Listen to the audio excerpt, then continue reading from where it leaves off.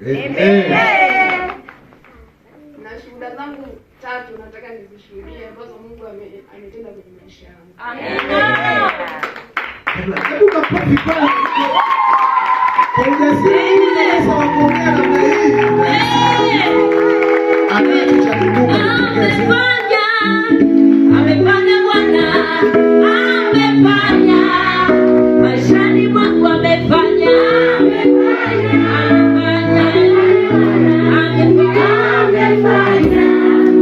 maishani mwangu.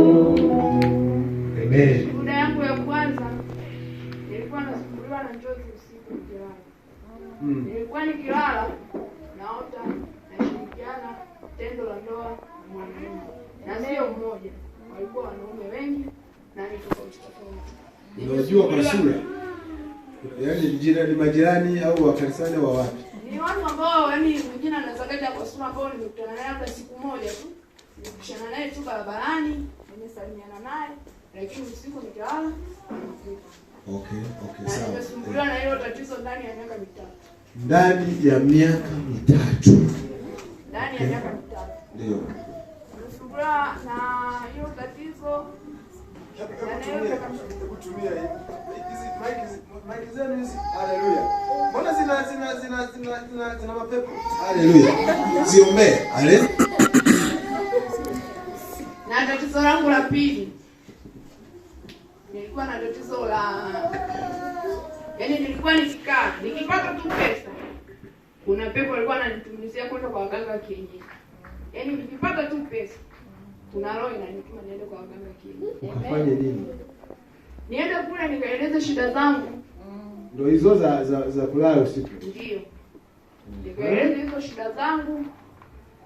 Yaani nimepoteza pesa nyingi sana kwa waganga kienyeji, lakini sijafanikiwa. Amen. Na tatizo langu la 3, na kwenye upande wa ndoa, naweza nikapata bwana tuenda vizuri kwenye uchumba, akitaka tu kwenda nyumbani, yaani ule mwezi ambao atasema nataka kwenda nyumbani, lazima mimi na yeye tufungane. Na sio mwanaume mmoja. Ndio la kwako hilo? Wewe hapo. Mwanaume mmoja. Sema na wewe unalo. Mwambie jirani yako na wewe unalo. Nimesumbuliwa na hilo tatizo kwa muda mrefu sana. Ilikuwa Jumapili jioni. Nilikuwa nimekaa nyumbani. Kuna roho ikawa inaniambia nenda kanisani.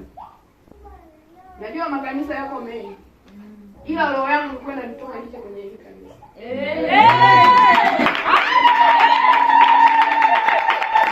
Ile roho ilinisukuma sana, nenda kanisani. Ni kweli nilitoka nyumbani, nikafika hadi hapo nyuma. Lakini nirudi nyumbani. Siku gani? Jumapili. Jumapili jioni. Nirudi nyumbani. Siku ya maombi hiyo. Ilikuwa ya maombezi jioni. Anakuja pale kidogo alafu anarudishwa. Unajua pepo hizi hazina adabu. Zinamrudisha usiende. Nikarudi nyumbani, niliporudi nyumbani nikalala. Nilipolala usiku ile njozi ilirudia tena. Na ilipojirudia ile njozi ilikuwa kuamkia Jumatatu. Nikakaa hadi jioni. Nilipofika jioni, ile roho tena ikanisukuma nenda kanisani. Kweli pale nilishindwa kuvumilia. Nikatoka nyumbani, nikaja hadi hapo. Neno la Bwana lazima lishinde. Neno la Bwana ndani yako lazima lishinde. Bwana asifiwe sana. Unaona Mungu anavyoongoza, anaongoza kwa msukumo endelevu. Unaona Nilipofika hapa, kuna mama nikamkuta anafanya usafi. Nikamwambia mama, samahani na shida na mchungaji. Akaniambia una shida naye gani? Akaniambia unataka unene na mama mchungaji, na baba mchungaji. Nikamwambia yoyote nitakayoonana naye kwangu ni sawa.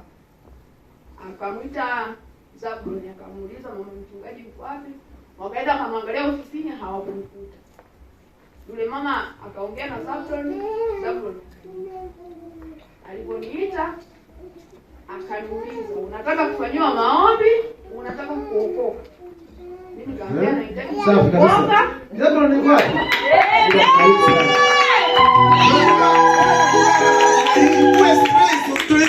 Unataka kuombewa tu au anataka na kuokoka? Ndio tunataka Yesu ajitwalie matunda katika mji huu. Hebu tumpigie Yesu makofi kwanza mazuri kabisa.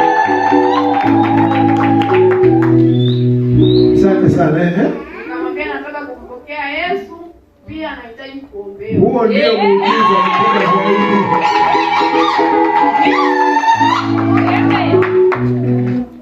Kweli nilipofika hapa akaniuliza shida zangu, nikamweleza. Nilipomweleza akaniambia tunatangulia kuongoza sala ya toba. Mpokee kwanza Bwana, ndipo ufanyiwe maombi. Ni kweli niliongoza sala ya toba, akanifanyia maombi. Namshukuru Mungu aliponifanyia ile maombi. Niliporudi nyumbani, nilipolala ile chozi sikuota tena.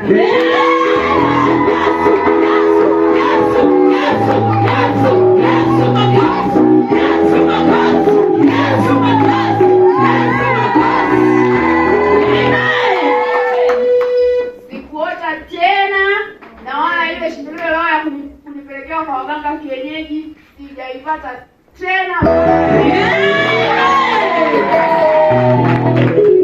Namshukuru sana Mungu kwa kuniokoa katika haya majanga, na ninampenda sana na nitaendelea kumpenda maisha yangu yote.